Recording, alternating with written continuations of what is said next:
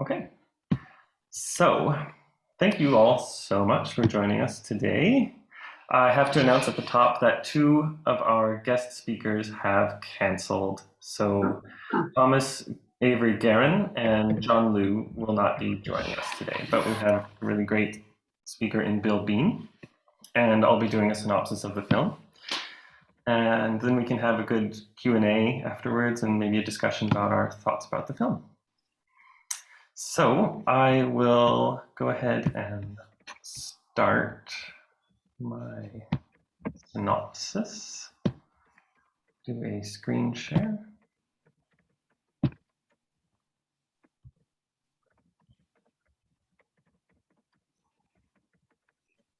Okay, can everyone see that? Yep. Very clear. Great. Okay. So welcome to the it's kind of our second DA Germany Climate Caucus event. We'll be doing just talking about regenerative agriculture and the film Kiss the Ground, which if you haven't watched it yet, it's available on Vimeo. I can put it in the link in the chat. I think it may already be there. No, I'll just leave that for now. But and it's also available on Netflix. So if you happen to have a Netflix, or if you mooch off your family members like I do, go for it there. Works well. Is the Zoom camera thing on the right-hand side on your images as well?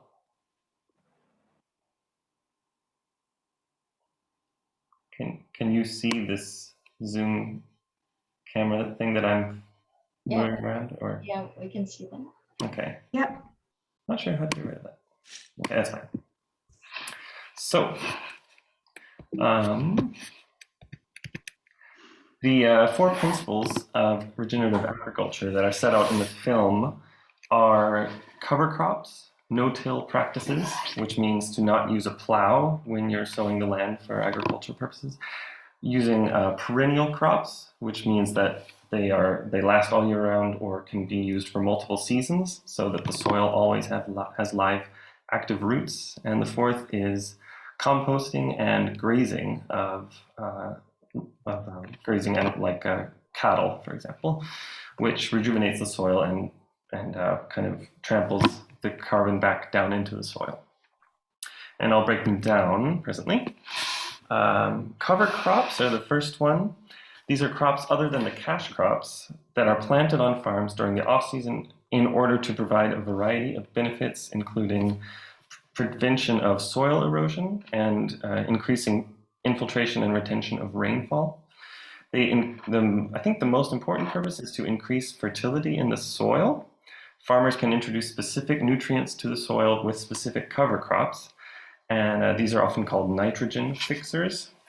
And these often have a symbiotic relationship with the soil bacteria, which are able to take nitrogen from the air and convert it to ammonium, a form of nitrogen that plants can use, which fixes the nitrogen into the soil ecosystem in a natural way. And this is especially critical as the industrial alternative for nitrogen fixation is highly reliant on fossil fuels. So cover crops are a really excellent tool in regenerative agriculture. Can I interrupt a second? Please. In the movie last night, they didn't just say cover crops, they also said biodiversity in the plants, like having diverse planting. Because someone might think, oh, well, and if I just plant with one plant, like clover or something like that, then that's cover cropping, and it is, but it's not the best. And the reason why biodiversity is important is that agriculture has become a very intensive monocultural practice, which means that now we have rows and rows of corn, beans, wheat, and so on. And that requires a large amount of pesticides and also fertilizers to be able to maintain the productivity. If you would go to a more biodiverse cropping system, then you kind of return to what nature provides, which is natural protection against pests and also a cycle of basically nitrogen fixing by the plants interacting amongst themselves. Excellent. Bill, please feel free to jump in anytime during this because you are the expert and I am a layperson. So I'd be really It's grateful. all right. You're doing fine. I'll jump into it later. Don't worry. Or I'll jump Okay. into it when appropriate. I enjoyed that though. So, okay. And yeah, also I had a note here too that it increases biodiversity. The root networks increase porosity in the film, in the soil, which makes a better environment for soil macrofauna like earthworms, for example.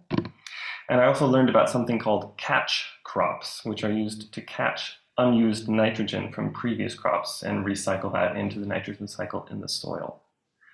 So that's cover crops in my notes. And no-till or low-till farming means that the topsoil ecosystem is significantly less disturbed, which means that the organic matter is maintained, the carbon stored in the soil is maintained, leading to less getting released into the atmosphere. And in some areas, organic matter can increase, resulting in what we're hoping for, which is carbon sequestration.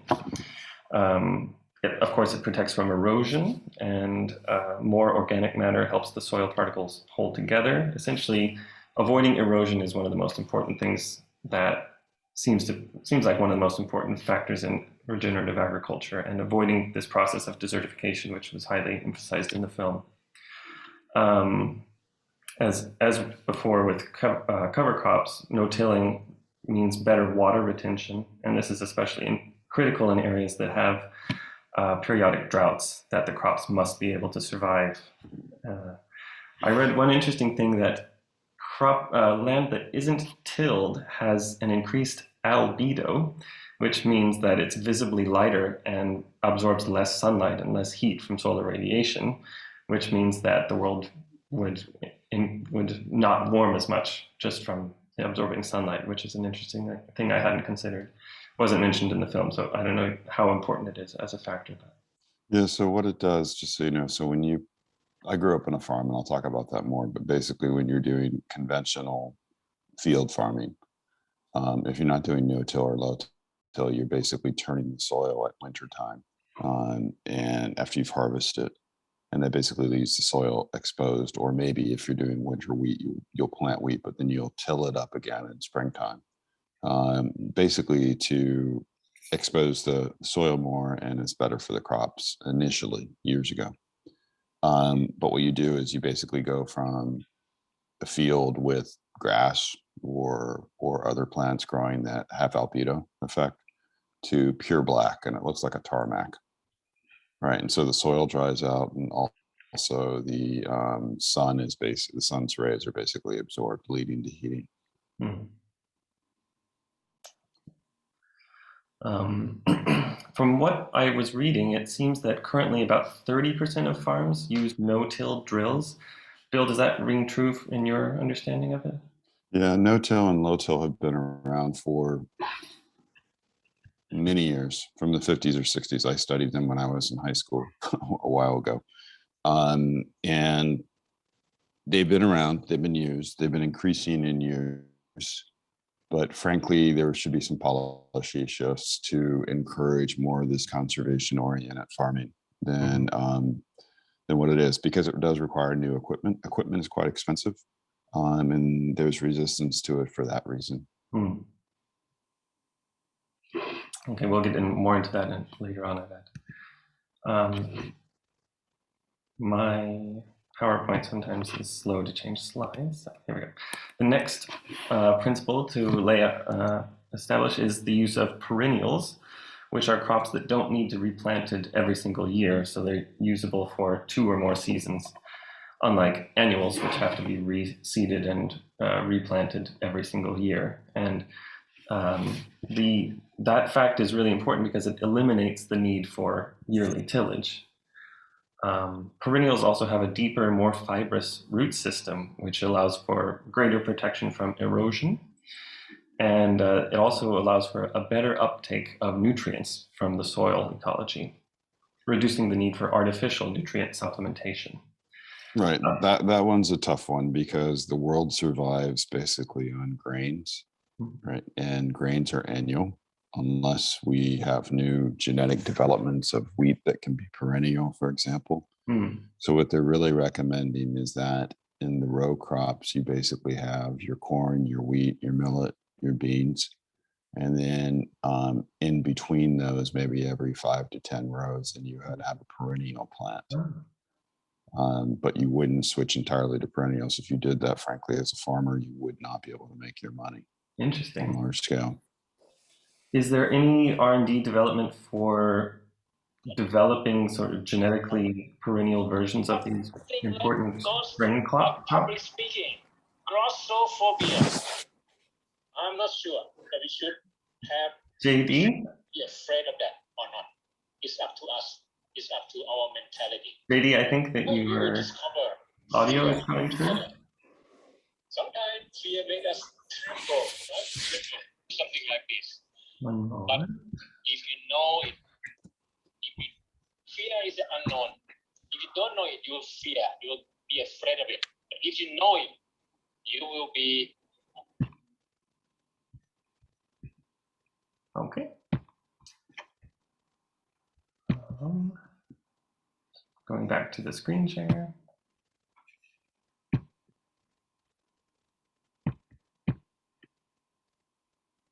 Everyone hear me okay? Can everyone hear me okay? Yep. Okay, okay.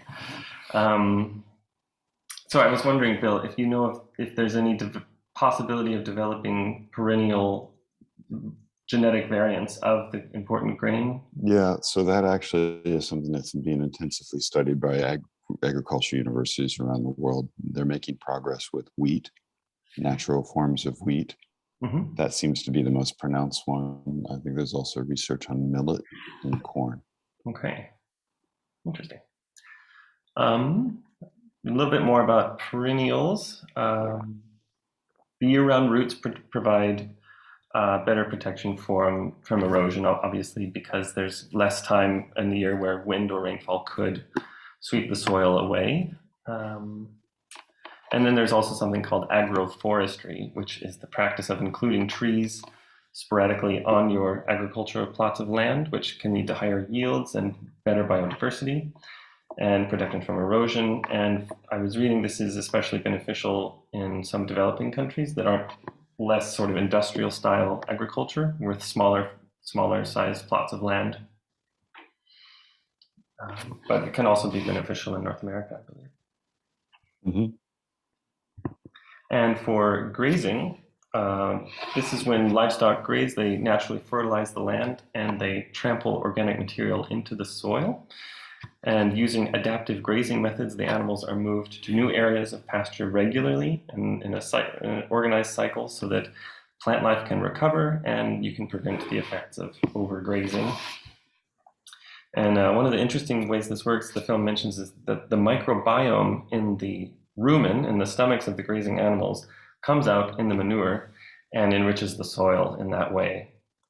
I found this portion of the film, it made me a little bit skeptical of some of its claims because it seemed like one of the men featured in the film, Alan Savory, it seemed like he was arguing that he was advocating for turning 2/3 of the earth back into wild grasslands without talking about how to feed 7 billion people. And it seemed like it wasn't really taking a big, zoomed out view of what we need to do with our arable land. Yeah, but if you study his stuff, and also unfortunately one of the other speakers who was going to be here was actually featured in the film.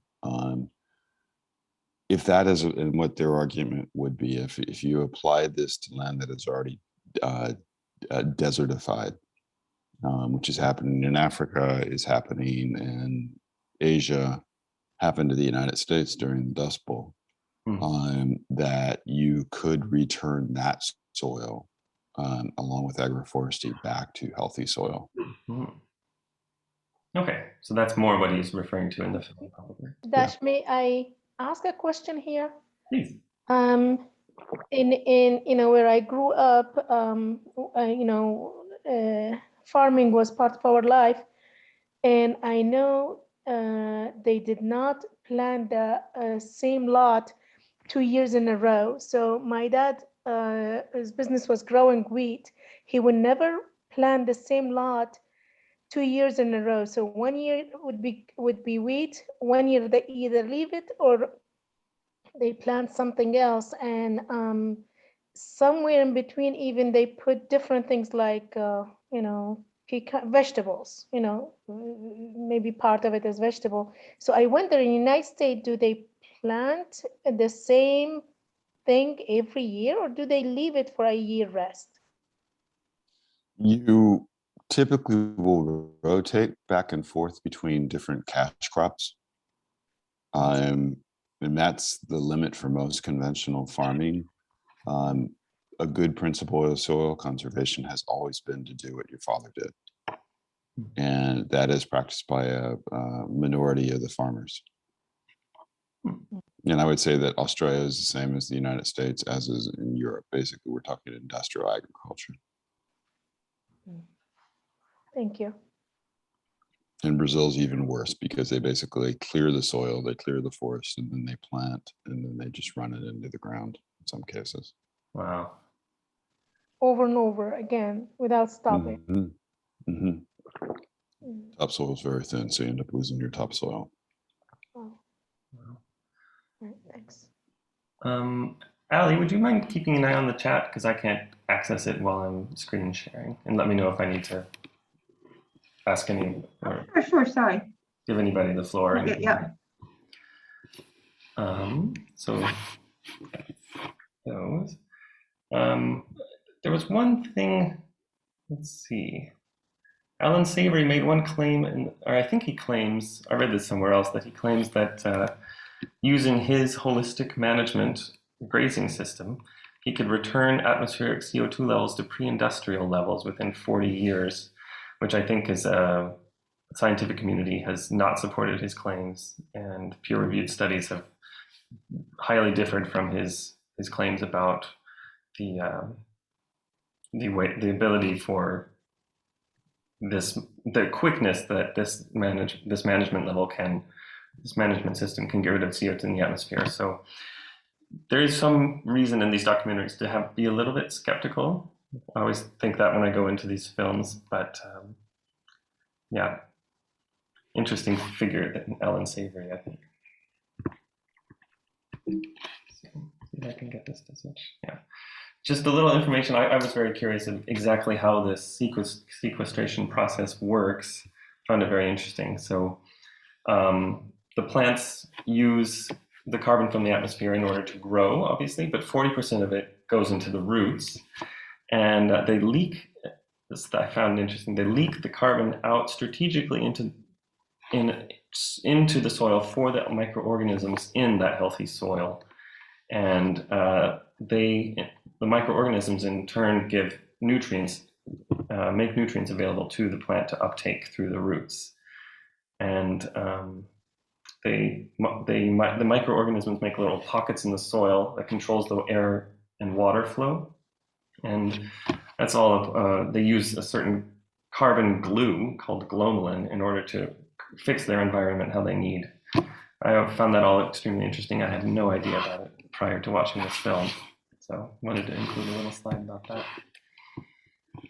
And typo there. Topsoil, is the top 5 to 10 inches in soil where most of the organic matter is stored. The film says at one point that, quote, in every handful of healthy soil, there are more microorganisms than the number of people who have ever lived on planet Earth, unquote. Quite a statement and pretty amazing.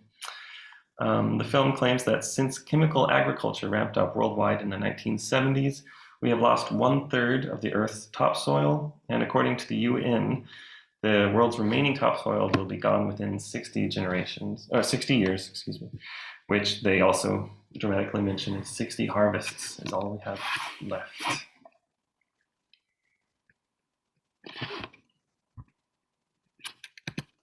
And then this process of desertification, which happens when damaged soil releases all of its carbon and dries out, is a big threat to future of human society, I would say. Barren soil is much more, it fluctuates much more with temperature than soil with plant material in it. this Mr. Savory says that desertification is happening on 2/3 of the planet. And the film says by 2050, it's estimated that nearly 1 billion people will be refugees to soil desertification. I would have been interested for a citing if they'd cited where that figure comes from, but it's not that surprising when you read about what's expected to come with the next 100 years if we don't change our ways with how we treat the planet. So. The legacy load is a really important thing to take into account with regenerative agriculture. The legacy load is all of the CO2 that we've already emitted since essentially the beginning of the Industrial Revolution, which is 1,000 gigatons of carbon. And ceasing to emit carbon now would not actually change anything to the legacy load. And regenerative agriculture is one of the few things that can take that carbon and sequester it out of the air. And the carbon sequestration technology is not ready for mainstream yet. It's in development, and I don't think it's yet considered cost effective for being a true option, a viable option for as a solution going forward. Although all of the fossil fuel companies would like all of our R&D taxes to go to that, because that means they don't have to change anything.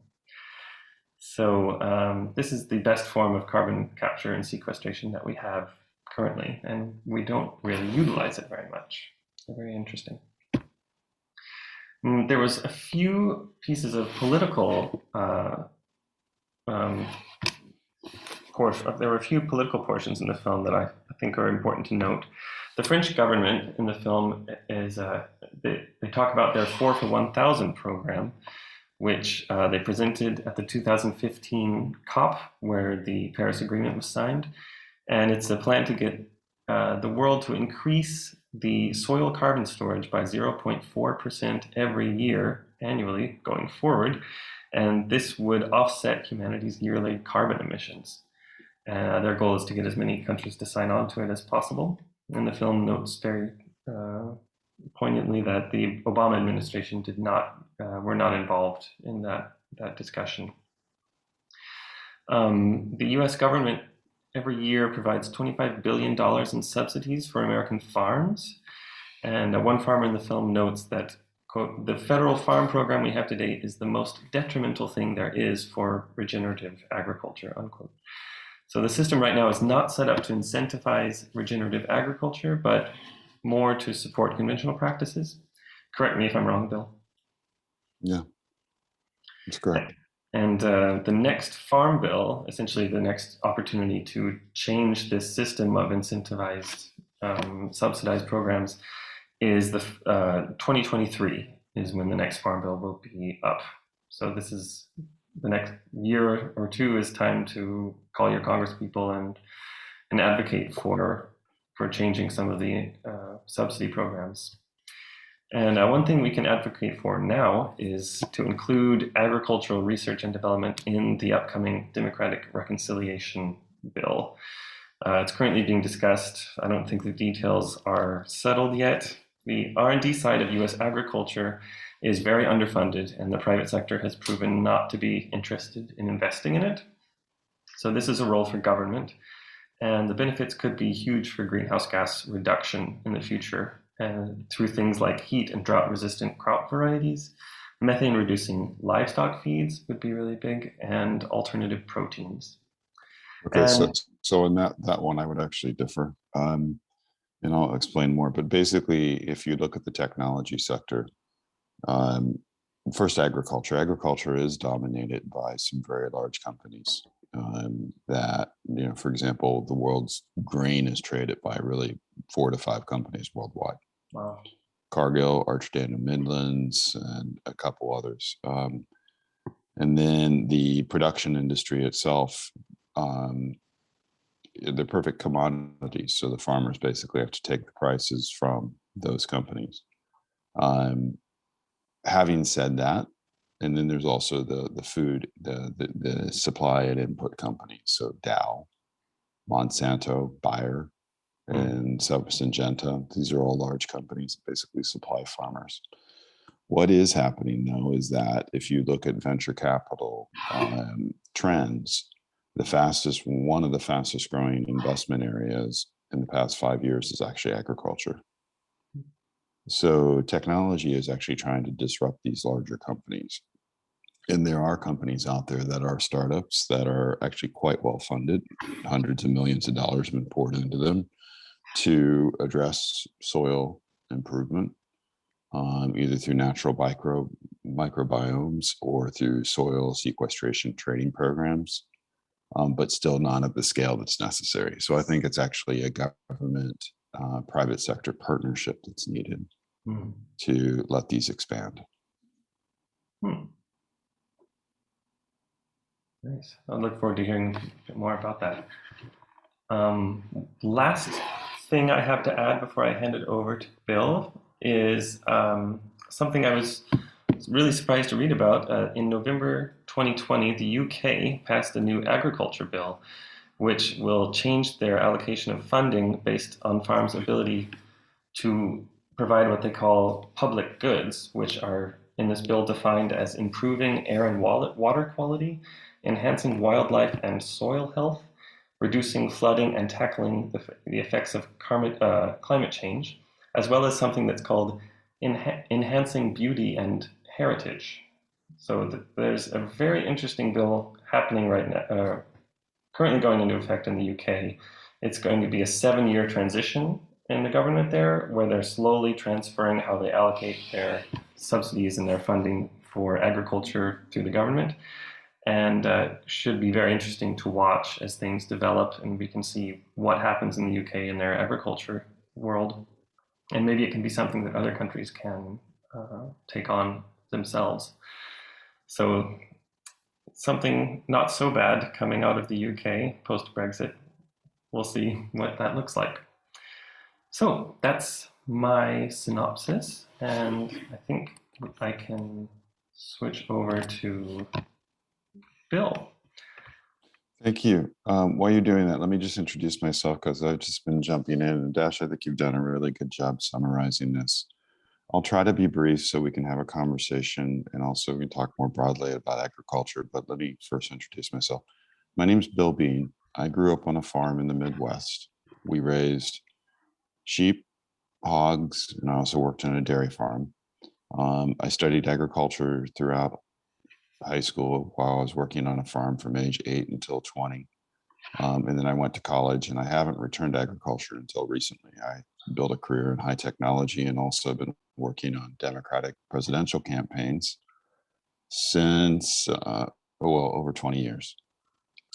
During the past year, I worked in the Biden campaign on some of the agricultural policy ideas. I'll share some of those, but also some other research. And then professionally, I've been an officer of a company called Signify, which you'll recognize as Philips, and we became carbon neutral in 5 years. And that was one of my responsibilities, was to turn a company carbon neutral, taking out 550 kilotons of carbon dioxide and GHG out of the atmosphere, which we did globally in 5 years and have won the United Nations Climate Impact Award. So the broader message I want to give you is that there are solutions out there. It's just a matter of action and stopping talking and act. And we can reduce the carbon pollution that we have and the methane. We need policy. During the past 3 years, I've been involved in sustainable agriculture, vertical farming, and greenhouses and aquaculture. And I'll be leaving my current job in a month's time and actually starting directly a farming operation in aquaculture that is sustainable. So that's the context of who I am. Let's go into the slides and I'll explain a bit more. Can you do that, Dash? Because yeah. I'm working off an iPad. Yeah, Okay. I think I can change here. So folks can feel free to jump in. I'm going to just cover 5 topics quickly, which are introductions, the challenges and opportunities of agriculture, climate change, the vicious cycle of agriculture contributing to climate change and also being affected by climate change, the importance of soil health, and then policy options from a US standpoint. Although there are also global efforts underway, which we could talk about as well, just verbally. Okay, next. All right, so agricultural global opportunities. So keep in mind that there's a purpose for agriculture, which is to create food, fiber, and fuel. And fuel is a bit of a contentious one, but at least food and fiber for a growing population. And that the big overall challenge is that worldwide population is going to increase from 7 billion today to 10 billion in just 30 years before it starts to taper off.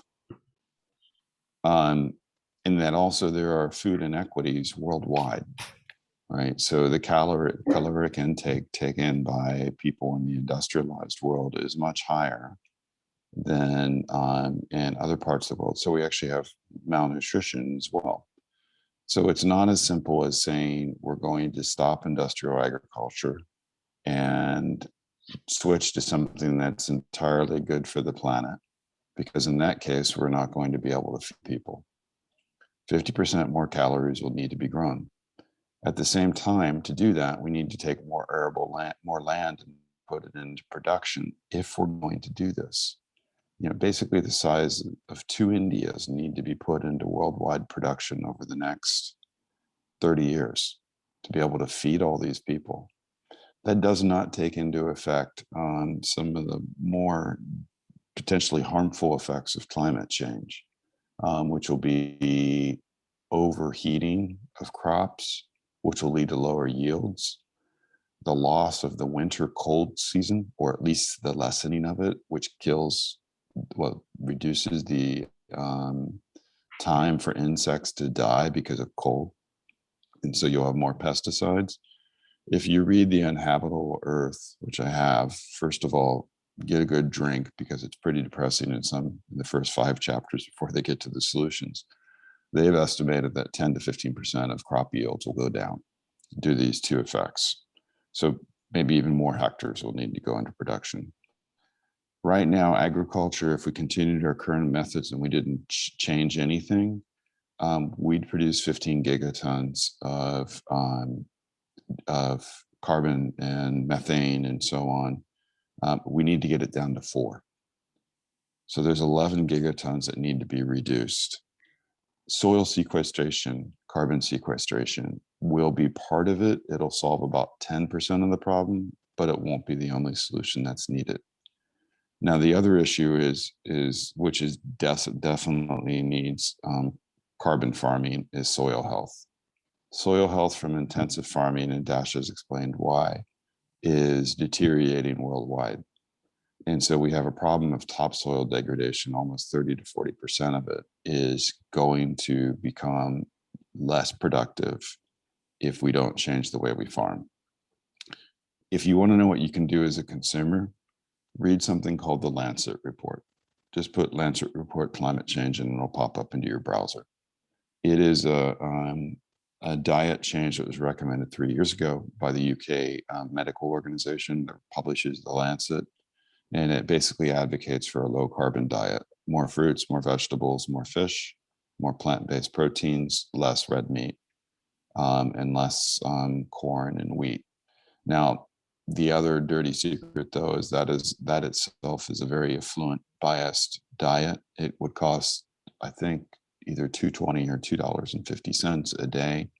And unfortunately, about a quarter of the world's population could not afford that. So we still have to find some equity in the recommendations that we put forward. If we can go to the next. Okay, agriculture in the US.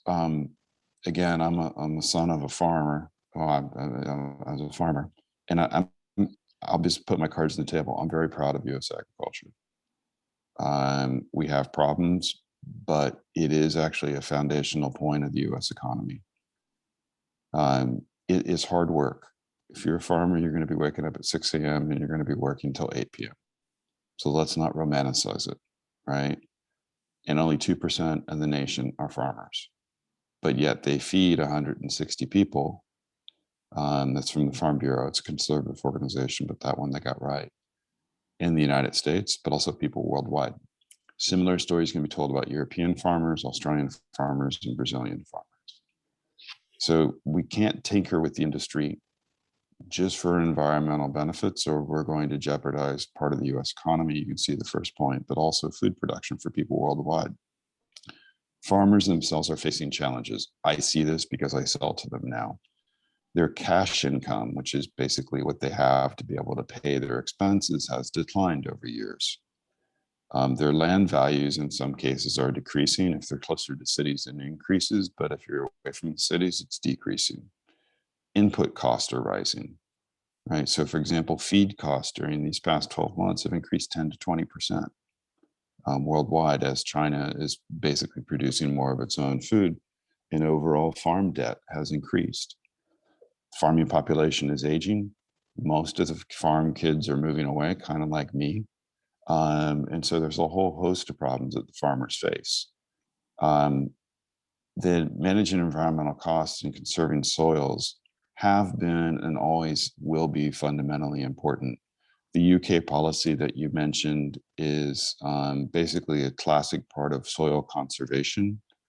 The US, for example, has the soil, water, and conservation districts all across the nation that have been doing this type of work, as does Australia. What is different is the idea that farmers shouldn't just be paid to conserve soil or to conserve the environment, that they should just be paid to put the land into non-use for cultural values. That's the new thing. And the EU is doing that too. And so that's just a quick snapshot of the US challenge for agriculture. If you want to get more broadly away from that, I would also add on lack of jobs. Most farmers in the US, if they're not large farmers, they actually have a second job to be able to pay for everything.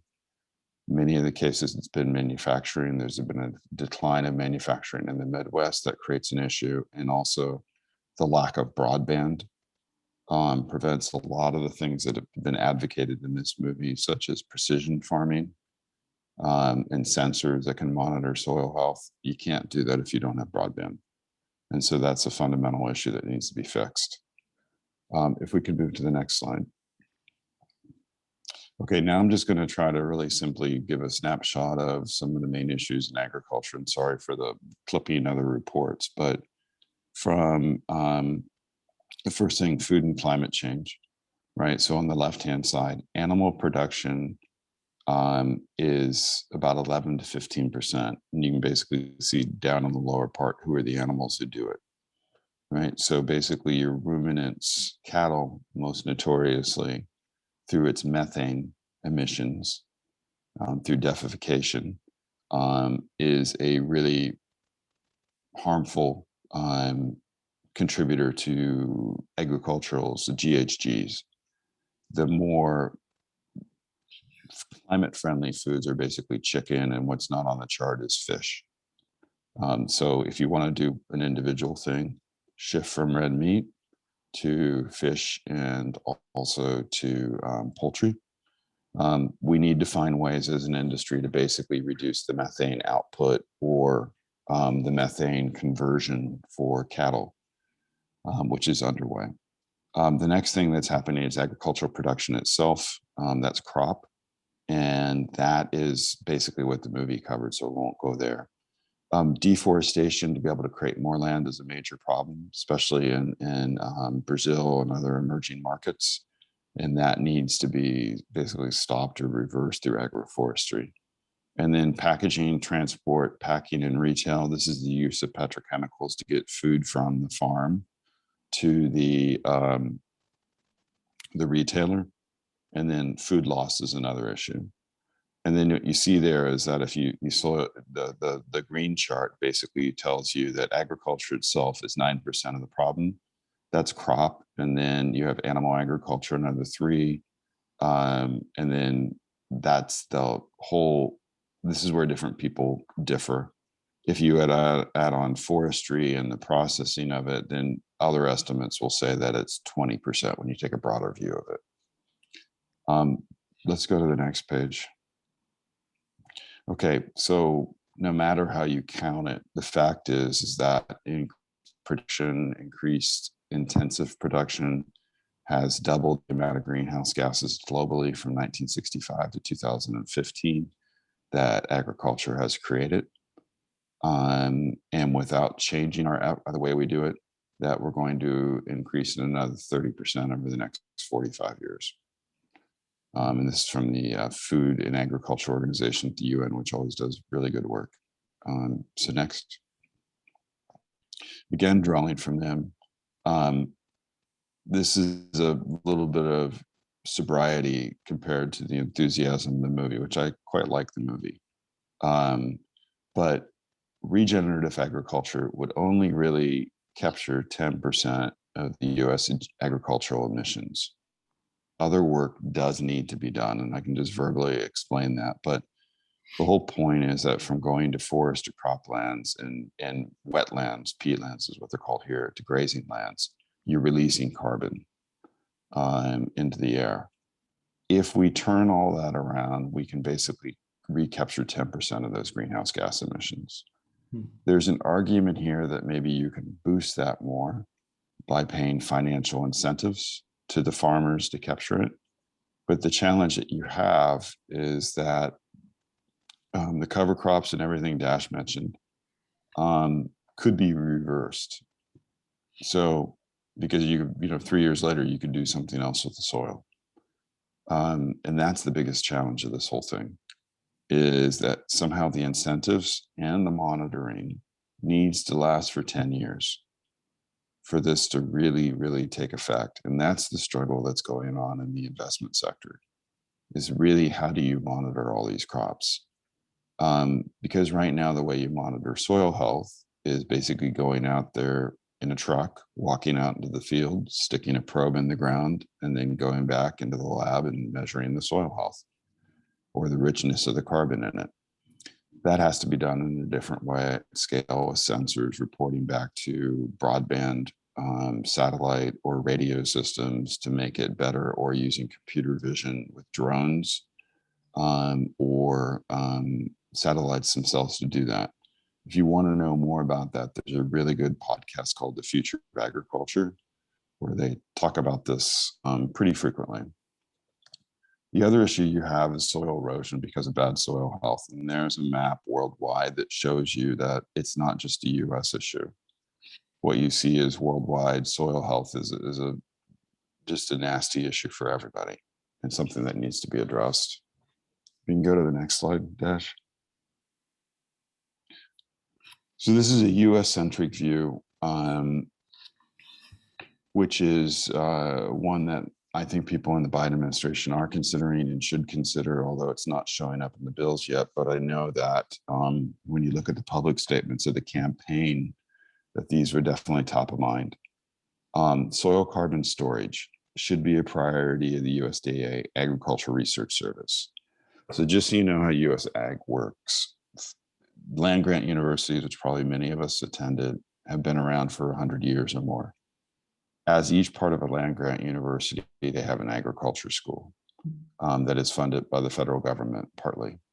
And then each one of them have research services at the USDA, but also extension agents in each one of the counties who basically advise farmers on how they should manage their farming. And one of the guys was featured in the movie. All that needs to be focused much more on carbon storage, which was the point of the movie. We need to increase USDA support for new technologies, precision agriculture, which basically enables fertilization of the soil and pesticides without broad applications. Just basically you put it where it's needed and no more than that.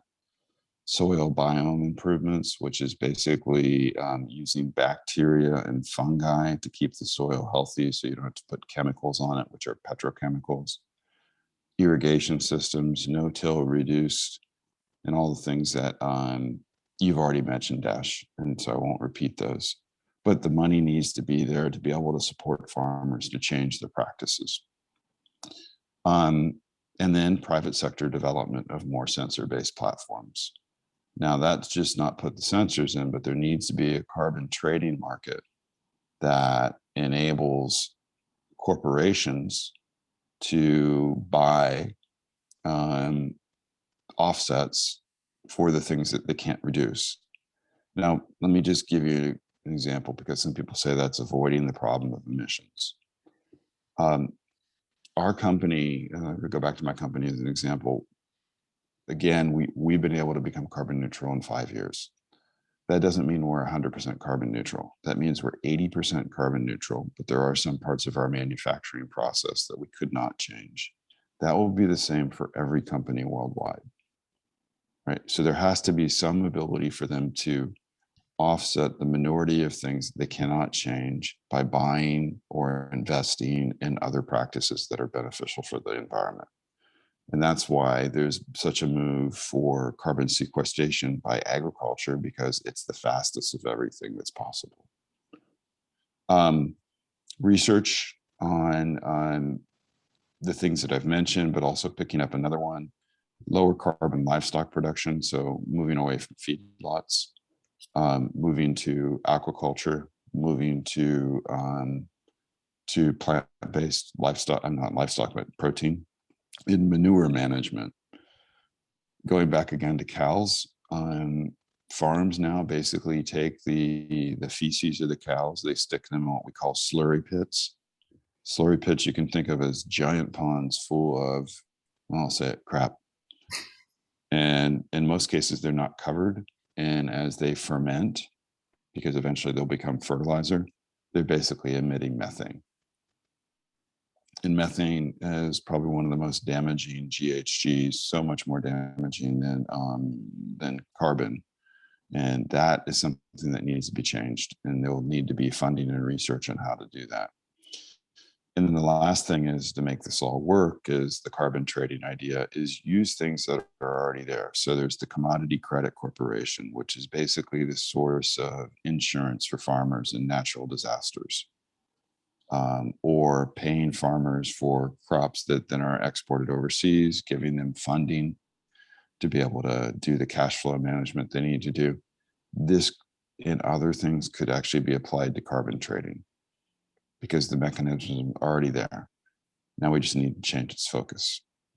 So those are some of the US ideas. And I think that's the last of the slides that I had.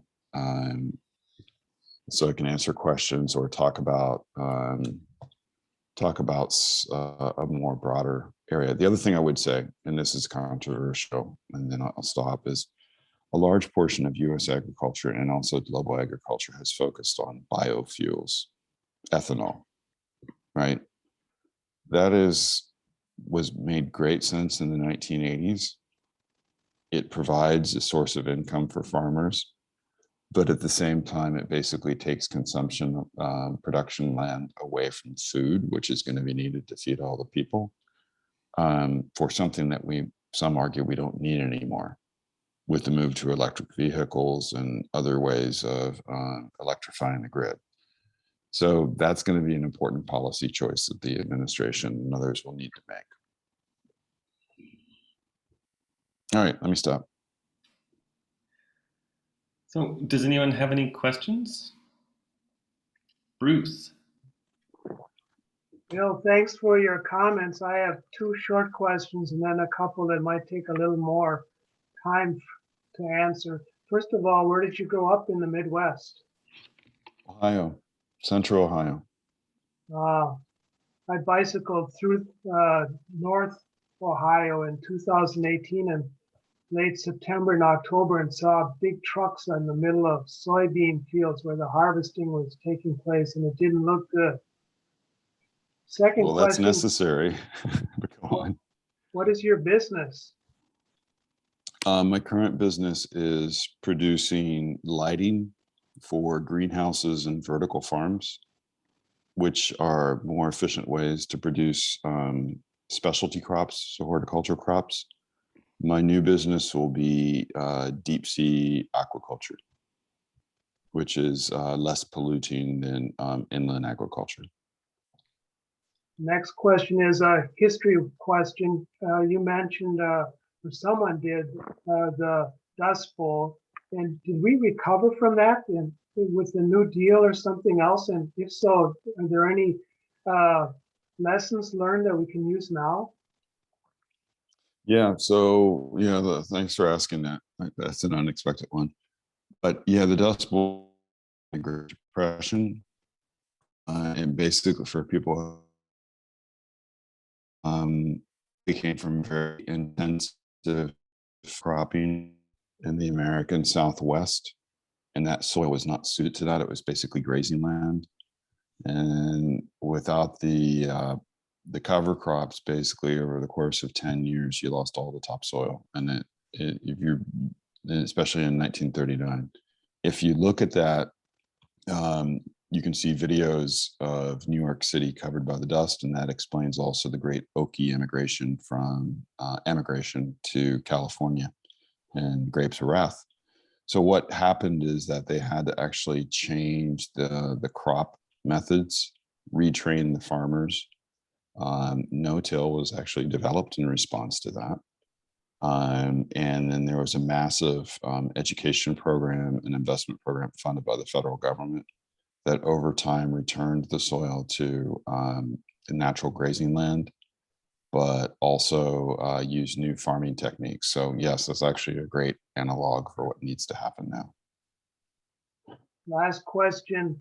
I recently heard that a lot of big businesses have pumped their offset investment into reforestation, including in the western and northwestern United States, where the forests are burning so much now and releasing more carbon. And is there some kind of discussion about smarter offsets these days? It's a great question. I mean, there's a whole market of offset companies that are offering to people different choices. Reforestation is definitely needed and will actually need to be intensified due to the fires that we're seeing, but we're going to have to choose forests that are less combustible, which is possible, but also you're going to have to go into the soil work that this movie advocates, as well as I think improving and expanding wetlands, which are a fantastic carbon capture. Those are some of the things that need to happen. Thanks for letting me ask all those questions. Sure. No worries, Bruce. Nice to talk with you again. Dana, would you like to go next? Yeah. Here in France, one of the big vectors for renewable energy is biogas. And biogas is taking agricultural waste, slurry, or even from sludge from sanitation, capturing the emissions, purifying the methane out, and that can be pumped back into the gas grid. And unlike in Germany, where they've actually raised dedicated crops to make biogas, in France, it's only been done with agricultural waste. And then after they take off the biogas, they digest it. Anaerobic digestion is the process, of course. They take that and use that as a fertilizer out in the fields. Bien sûr, I mean, of course, there's less carbon content in that fertilizer, but it's apparently very good and it works. You can also use food waste. So all kinds of organic waste can be used to create this renewable energy. And this has become very popular in France as an alternative line of income for farmers. In fact, they can convert their trucks to running on biogas and then sort of have an internal system where they reduce costs. So I just mentioned that because you said in your thing that the slurry from the manure was emitting methane. Well, this can be something we can recycle and use again to replace fossil natural gas, so-called natural gas, therefore converting a whole sector. Yeah, you have a good point. I mean, there's similar efforts that are going on in the United States with dairy farms. Yeah. The challenge is the economics, right? So as long as petrochemicals are priced the way they are and not priced for the environmental effects that they create, there are always going to be some very low cost alternatives. And that's the challenge that you face when you're creating these alternative fuels. Yeah, a And lot I always think goes France is back. probably always goes Sorry. back to that. But you know, if you go take a broader view, the electrification of the grid and so on is actually something that through soil and sorry, not soil, through solar and wind power is actually much less expensive than it used to be, and now cost competitive. I hope this happens with the other technologies. Yeah, I'm very much into the solar industry here. Yeah, and what was I going to say? For about, oh, I've lost my thought. Never mind. No worries. Subsidies, fossil fuel subsidies. If we get rid of the fossil fuel subsidies, you know, these things will be more competitive. Plus, they're developing more and more, ways to make the whole process of capturing the biogas, purifying the biogas, pumping it into the grid. There are lots of ways to cut costs in this process. Every time there's a new technology, they don't know at the beginning how to do it the cheapest way and the most effective way. But I do think France has the right angle in using waste products rather than dedicated crops, which, as you rightly pointed out, Bill, for biofuels is a big problem because you create this tension and conflict between food crops and energy crops. I fully agree with you. Good points. Thank you. Stephanie, I think you're next. Hi, Bill. I have a question actually I have a question kind of related to what your new job entails. You said it's going to be in the aquaculture, deep aquaculture. That's actually related to the question I had in mind before, because I remember you stated that, switching your diet from animal-based proteins to fish-based, I mean, it's still animal, but it kind of contradicts what I've learned from some other movies. Like, I don't know if you've heard of Sequestration. Oh, I've watched it. Yeah, so like I don't know, like I'm just a layperson, so I don't know if everything in that film was accurate. But it seems to me that when you do a lot of fishing, you overfish, that disrupts the food chain. And so that kind of affects the ocean's carbon sequestration effect. So I guess I have two questions, just like what is your new job and like how will it help with global greenhouse emissions, and then also what are your thoughts on eating more fish or reducing your fish intake? I don't know. Well, I'll be learning this as I go along, but for the past 4 years, my company, just full disclosure, has been supplying LED lighting for fish because it actually helps the fish grow better when they have light submerged in the water. So they think it's summertime year long and it affects their hormonal systems. Okay, so aquaculture. First, carbon facts, right? Fish are probably 1/5 to 1/6 the amount of GHG emissions versus beef. Okay, just because the beef, it takes a lot less food for a fish to grow than a cow to grow. And this all gets back to the amount of feed that somebody eats along with what some animal. They defecate too. All right, so Sea Piracy is a good movie. I've watched it too, but it does basically have a very pointed view. And I think where, at least in my personal opinion, where they got it right is that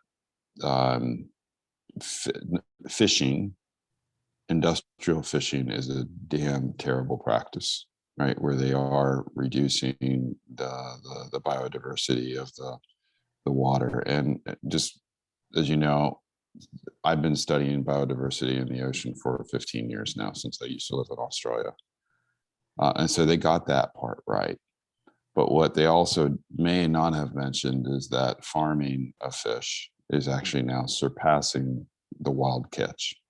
And that's been the case for almost a decade, because you are having less and less fish stock. Now, farm fishing, aquaculture, does have its own downsides too. It is largely practiced today in the fjords or close to shore. And that is actually damaging itself. If you want to learn more about it, go check the Norwegian government studies out, because you basically have the defecation of the fish escapes from the cages, going into the local river habitats and causing problems there. And that happens elsewhere. The idea of this in other, so there are two alternatives. One is you take the fish completely out of the natural environment and you grow them in giant aquariums, which is rapid aquaculture circulating systems, which is happening worldwide. So there's a whole investment boom in that area. We'll see if that works. The other one is you take them out to the deep, deep ocean, more in their natural habitat rather than bringing them close to shore, and you grow them there. That has a whole lot of technological challenges because the water is much more violent. But that's what I'll be doing, is taking on that one and seeing if we can solve that problem. May not work, but I hope it does. Okay, So thank stay you. tuned. Good luck. Yeah, thanks. Jim, I think you're next. Okay, very good. A little background before I pose my question. I'm involved in a project to remove methane from the atmosphere. If our technology succeeds and we're able to deploy it as widely as we think we could, we would have the potential of earning, or at least producing, so many carbon credits that we would dwarf the current voluntary carbon credit market by a factor of at least 10. And I have a friend who is involved in developing a reforestation initiative. They're in a similar situation where they're developing a global brokerage, and the offer dwarfs current carbon credit markets. And in agriculture, as you've said, I'm not as familiar with that, not as up to date on that, but I suspect if you add all this together, the voluntary carbon credit markets would just be swamped. I mean, 10 to 50 times as many credits available as are currently purchased. There are, of course, the compulsory markets, but our understanding is that the only compulsory market that accepts carbon credits outside the borders of that market are the California and linked Quebec market. And we're not even sure of that yet. We're in negotiations. Yeah. So I'm just wondering what your perspective is about the possible expansion of both compulsory and voluntary carbon credit markets, and can we expect the kind of growth that the technologies we're talking about could potentially produce? You know, can we hope for within 5 to 10 years a 10x or 20x growth in that market, and how can we encourage that growth? Well, now we're really getting away from agriculture, but fortunately I've been attending the COPs since Paris. And this gets back to the policy accords, and are the governments really enforcing them enough yet?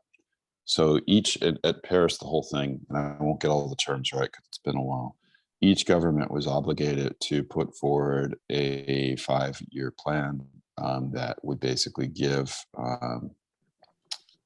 their commitments to reduce their carbon output, their GHG output, to be accurate, through voluntary actions that would be measured, right? And I think then during the subsequent COPs until Glasgow, the measurement systems have been defined. Now everybody needs to accept the measurement systems so they can measure what people are doing and not doing. With that measurement, the question then is do you have enforcement, or do you have incentives for people to be able to get to 1.5 by reducing and also buying carbon offsets?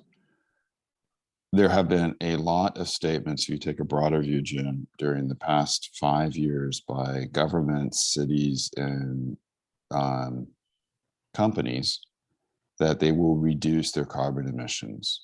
The question now, but they're still aiming at 2030 to 2050, which frankly, I don't think is 2030 is fast enough, 2050 is not. The question is will voluntary get there?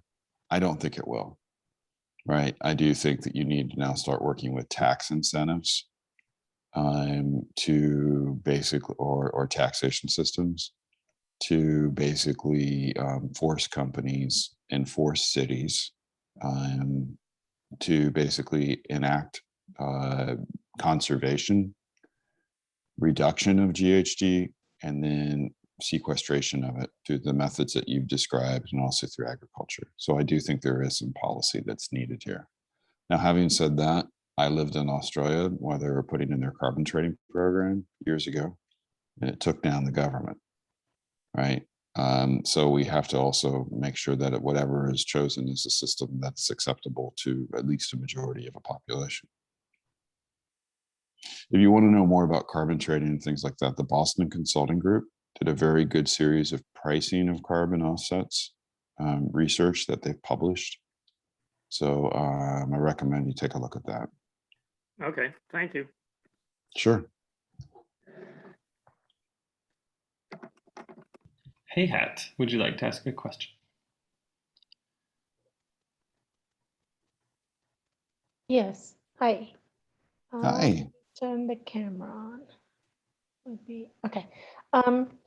My question is, my understanding was one of the worst thing we did was the chemical fertilizer, and you just mentioned that the animal fertilizer sometime, because of the methane is as bad as that. I know in that movie they mentioned that they could use the leftover food to be as a fertilizer. Do you have, if we don't use the animal fertilizer, I thought that would be one of the basic, is the oldest method is used and that's the best one, but now that you said is not necessarily, is that good. What do you think of? Well, so let me clarify, right? So first of all, just for everybody's benefit, basically chemical fertilizers, there's a positive to them. We wouldn't be able to feed the world's population without using those, right? Let's just put it on the table, right? That's the reality. They need to be replaced, or they need to be made in less petrochemical intensive ways. And there's a whole set of research and innovation that's going into that. But you would not have 6 billion people in the world, 7 billion people, without enough food for them. So it's not just wave a wand and we change that. What I was referring to is very peculiar and particular to the cattle industry, where feedlots and dairy cattle, the cows defecate, and so you store it, because now we basically have farmers who do livestock most of the time, and then other farmers who do crops. And so there's not that natural cycle of just regenerating it. And that's one of the things this movie advocates. If you could do that, then you'd have less of a problem. The food waste idea that you've mentioned actually is a very valuable idea. And it could be used as fertilizer, but also it could be used to feed animals. Right, which is important, because if you feed animals with food waste, then you don't have to produce as many crops, and therefore you don't have to degrade the soil as much. So it can be applied in different ways.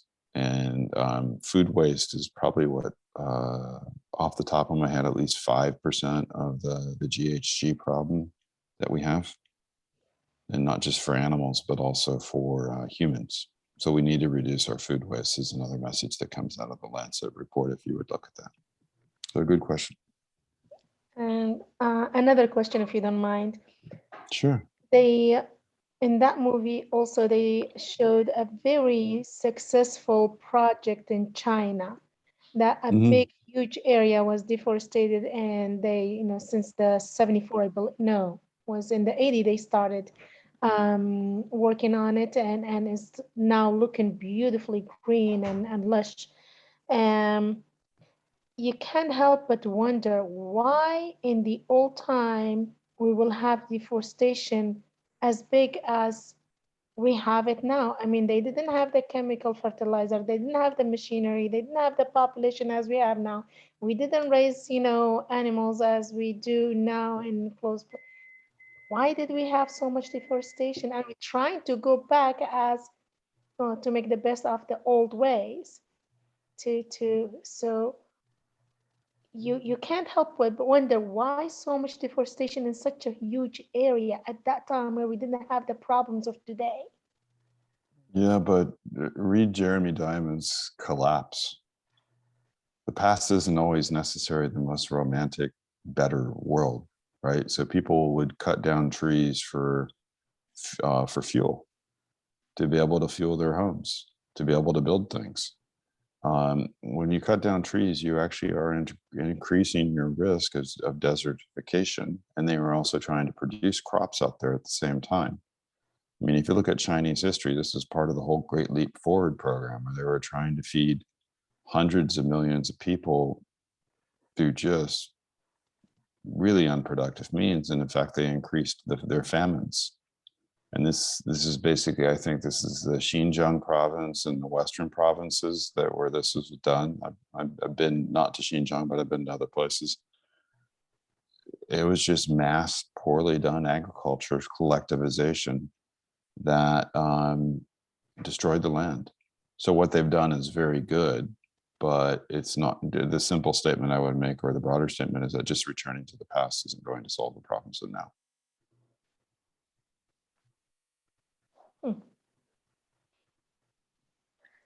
Yeah. Okay. Thank you.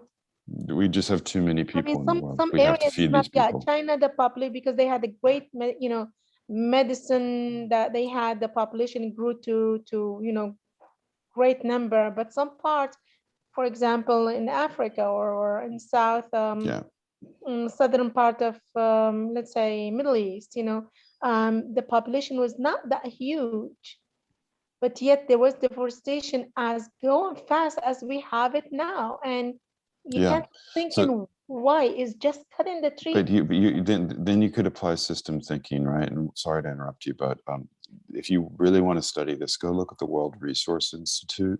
They do really good work on these topics. One of the things they'll bring out is that you need to also address the income levels of all these societies, right? And also the education of women. And just to put it down, one of the most fundamental things we can do to save the environment is educate more women, invest in local economies, because when women are more educated, then actually you have less children. And when you have less children, you have less food demand, you have healthier children too. And one of the things we need to do is not just increase more food, but we need to reduce the population to a replacement level, right? So basically you go from 5 kids per family in many of the countries that you mentioned, which has been the historic pattern, to 2 kids. And so you just can't address the agriculture thing. We also have to invest in improving the economics and the livelihood of people worldwide. And to bring it back to agriculture, that would mean rather than subsidizing crops being sold to Egypt, for example, that would depress the bread prices, we would be investing in education programs, in women empowerment programs. Yeah. Sorry to go completely off field, but you raised some very good questions. So again, the World Resource Institute studies this extensively, and they publish very thoughtful pieces on this. So I encourage you to go check that out. All right, thank you. Sure. Well, just to maybe close out for the event today, I wonder if I could just ask your advice, Bill, for what are the things that we as individuals can do to help advocate for change in the agriculture sector, and just, you mentioned changing our own personal diets and maybe spreading the word about reducing red meat. Is the most important thing we can do also just advocate for differences in the next farm bill? Or what are the things? Yes, I think so. Advocate for basically soil sequestration, reduction of biofuels, encouragement of less carbon intensive meat in the next farm bill, but also investment in US agriculture in terms of broadband and things like that enable the next wave of agriculture that is so necessary. I think a lot of these things are going to get fought hard by the farm senators, who are Republican usually. And so we need to be flooding the congressional offices with phone calls and so on, that regenerative agriculture, but also investment in precision farming and soil conservation are fundamentally important, as the last one is carbon trading. So that's maybe something especially worth advocating for with our Republican representatives, for example. Yes, but there are some farm states that have dual representation, so to speak, and those we need to hit hard. Mm-hmm. Excellent. Any closing thoughts, Bill, before we finish up today? I've really enjoyed the time with you. Thank you for the opportunity to speak on this important topic.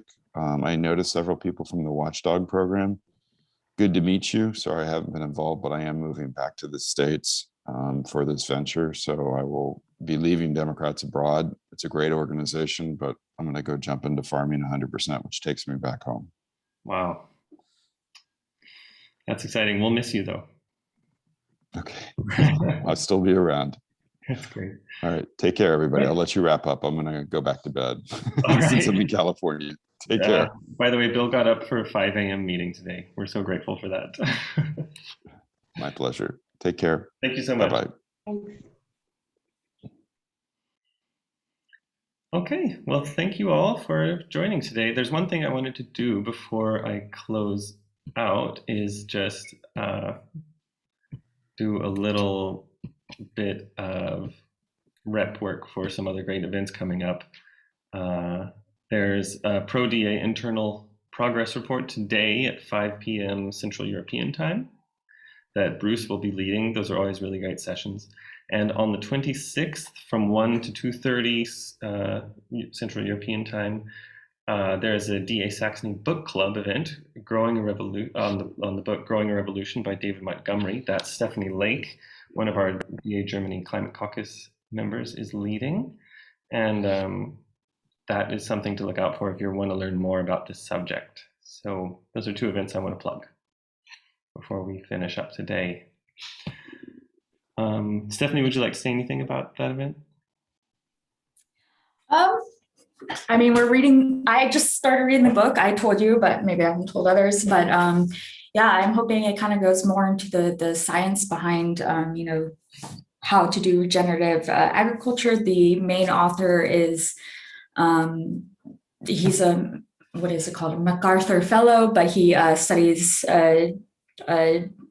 geology. And so he kind of goes into soil science from that perspective. And he's a really great writer. So if you're in the area of Saxony-Anhalt in Germany, then just swing by and we'll talk about the book. Excellent. Okay, thank you all so much. Thanks, it was a really great time learning about this stuff. I wouldn't have known about this except for this event, so really grateful for that. And Jim, I'll figure out how to get this recording somewhere that you can very good. Share. I'll make sure I get it to you. Okay, very good. We have some other things to talk about, but I'll just send you an email. It has nothing to do with this. Okay, sounds good. Yeah, okay. Bye. Thanks so much for organizing it. Yeah. Have a great rest of the day, everybody.